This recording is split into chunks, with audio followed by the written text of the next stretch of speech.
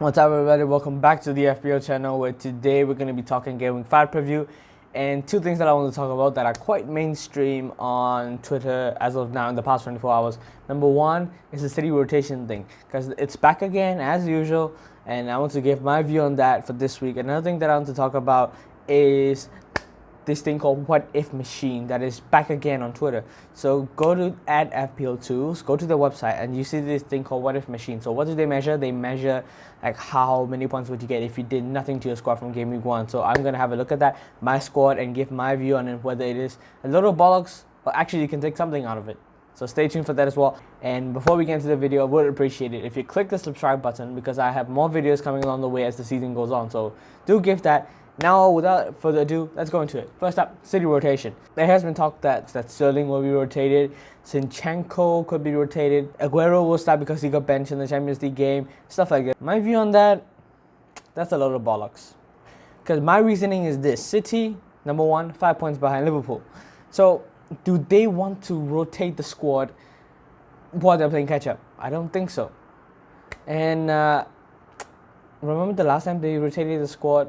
Game week 5, they benched Kevin De Bruyne. Norwich City humiliated them. Pep will have nightmares about it still today.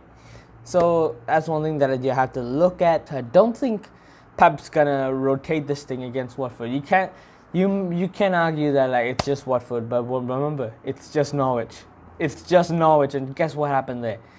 So that's what I'm looking at, and they have a cup game in the midweek after this, so they'll probably give like the fringe players and that a run out in that game, and then they'll go into game week 7 with another full strength squad, because they can't let it slip now. This is the easier one. If they rotate and get those points, when the tougher games come, they're screwed. So they have to be careful. Man City have to be careful with their rotation. I think Pep will, and even then, the number of players that he has are lowered now. On the left wing, Sterling's the only guy left, so I don't think Sterling will be rotated that much. Maybe in the cup games he will, that's about it. I don't think Sterling will be rotated because he's the only left winger left. Solani is injured. Neither Bernardo or Mahrez are good on the left. Another thing is the centre-back position. Otamendi and Fernandinho are the only other centre-backs. Even Fernandinho is a makeshift centre-back. So I don't think there will be too many shuffles. Unless Pep changes formations and go to something like a diamond and play 2 up front, I don't think Sterling will be dropped for this particular match. So that's one thing that's my opinion, that's my take on it. If you have a different take on it, let me know in the comments below. I would love to read it. It's time to go into the screen and look at that What If machine. Let's look at it now. So I would have 321 points. My actual point count is 300, to those who didn't know. And difference between that, captain points. My actual captain points: game week 1, Salah 24. Game week 2, Salah 6. Game week 3, De Bruyne 10. Game week 4, Sterling 6. Game week 5, Sterling 4. That's quick maths, 50 points. Salah alone would get me 90 points. That's a 40-point difference right there. The difference in points, 21. Imagine if I picked the right captain every time. I would be up the top, and that's one thing that I learned from this. And my transfers, I couldn't say my transfers were successful because I have run it through this Premier Fantasy Tools thing called Transfer Analyzer, and I have a net point of 15. So my transfers, they're good transfers. Only problem, my captain picks, because you can't go 4 weeks without having a captain that scores 10 base points. You can't go 4 weeks. I went 4 weeks already. Ever since game week 1, the base points have been pretty poor. So that's something that needs to be addressed, I guess. There's no like big way to address it, but more like pick the better options. Like pick the ones that are playing at home. Pick the guys that you think are playing and stuff. Pick the guys in form or stuff like that. There are things that you have to run through to get it right, and that's something I'm looking at. I mean, it's not something you can improve, but you get what I mean. You get what I mean, don't you? I don't want to I want to complicate myself. Now, time to look at my game week 5 team. There we go. Game week 6. I mean, not 5. This is my game week 6 preview. Pope in goal. Yeah, that's the one problem I have with this team is I have Pope, Cantwell, and Pukki all playing in the one match. So it's either Pope save points and get me up the rankings, or Cantwell and Pukki, that's all the business. Pope doesn't get anything, and my rank stays still. Either way, it's a win-win for me. But if neither of the three return, there's gonna be some serious issues. There's gonna be some serious issues in the squad because that's three down already. And after that, I had to play Wan-Bissaka and Martin Montoya because Mason Mount was injured. I was thinking of going Van Dijk, Digne, Martin Montoya, and then play a midfield five of Salah, Sterling, De Bruyne, Mount, Cantwell, Ale, and Pukki. 3-5-2. Simple back three. Mount had to get bloody injured in the Champions League. Screw that defender, whoever tackled him, and now I have to play a back four again. Holy cow. So I've been in a back four all throughout the season. So that's something. So Martin Montoya, let's go from there. He hasn't really done that much impact into my team. I think he got a clean sheet in game week 1. That's about it. Nothing much from the Brighton defense. No Martin Montoya. Newcastle away, I don't expect a clean sheet. Maybe a sneak peek attacking return. That's about it. I mean, that attacking return I'm talking about Martin Montoya is long overdue now. That I don't really think he's going to return anyway. But one thing that I'm surviving of him is his low ownership. So I think his ownership is not even 1. It's 0.8. So he's not even going to drop. He's not even going to drop. And if he's near drop, I can actually switch him to someone like a Gilbert who has easier fixtures after game week 6 against Arsenal. So he is safe. Martin Montoya, he is the kind of enabler guy. Virgil van Dijk, I'm not expecting anything from Van Dijk in this game, if I'm totally honest with you. I'm not sure if Van Dijk will get anything out of the game, but I have to play him anyway. How can I not? Because I only have Greenwood and Lundstram left on the bench. But with Chelsea, with Mason Mount out, yeah, could be a clean sheet. I'm a bit torn on Van Dijk. I might actually let him go maybe after game week 7 or maybe even after game week 8. Depends on the situation. Digne, Sheffield United at home. He got a 0 last week, so that's double figure confirmed already.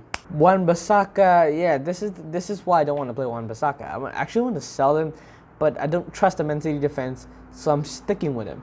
West Ham, over like the past few years, they have been one of our so-called like tougher opponents because they used to up our game when they face us, especially at home. Apart from 2 seasons ago when we finished second, that's about it. Apart from that, West Ham have been a tougher challenge for us, especially away from home. So that's one thing I'm looking at. I'm not expecting much from Wan-Bissaka.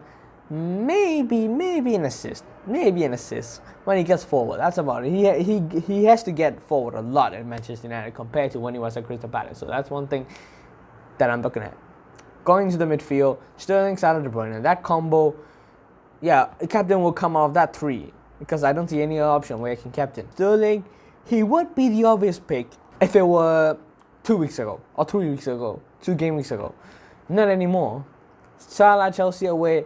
I'm not going to Salah for the captain's armband because he's playing away from home. I'm not going to captain someone who plays at home because, well, they tend to do better, don't they? De Bruyne, Watford at home. I am looking at one of Salah, Sterling, and De Bruyne. De Bruyne may be the more nailed, but Sterling has a higher point ceiling, but Sterling could be benched. So that's one thing I'm actually worried about, but I think I could run the risk with Sterling captain. It's either 2 or hopefully a 20. It's either that or that. In my opinion, that is. So we just have to wait and see. Cantwell, he is my transfer in for Dendoncker. Dendonker's out the door. Get out. Cantwell, 4.8 million. He is value. He is the literal definition of value. And I actually want him for Norwich's easier fixture run.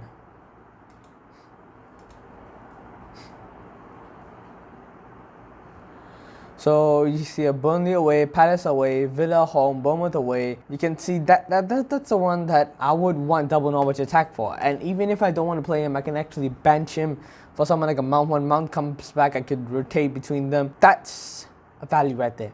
You can rotate him out, you can put him in there for 4.8, who plays regularly in an attacking side. He's value. So Kenwell comes in, Ale and Pukki. So Pukki has scored in the game. You can't do nothing about it. Haters gonna hate. You can't do anything about it though. Ale, as a United fan, I don't want him to do anything. But as a FPL player who owns Sebastian Ale, I kind of want something from him. Maybe even not this game, but the Bournemouth game. Because I could have taken him out for Tammy Abraham, but I didn't. I'm trusting him. and hopefully he pays back the faith. If Che Adams survives on my team for 3 weeks, Ale deserves at least 1 week longer than that. So that's what I'm saying. The bench of pixels are really order maybe a bit different. Maybe Mount will come first up, just in case he's fit. Greenwood will be second sub because he will play the Europa League, which is coming tonight as of recording. Lundstrom, I'm not playing him. Sheffield United, they haven't been the best defensively ever since that 1-0 win against Crystal Palace. But I'm gonna keep him as my permanent fodder.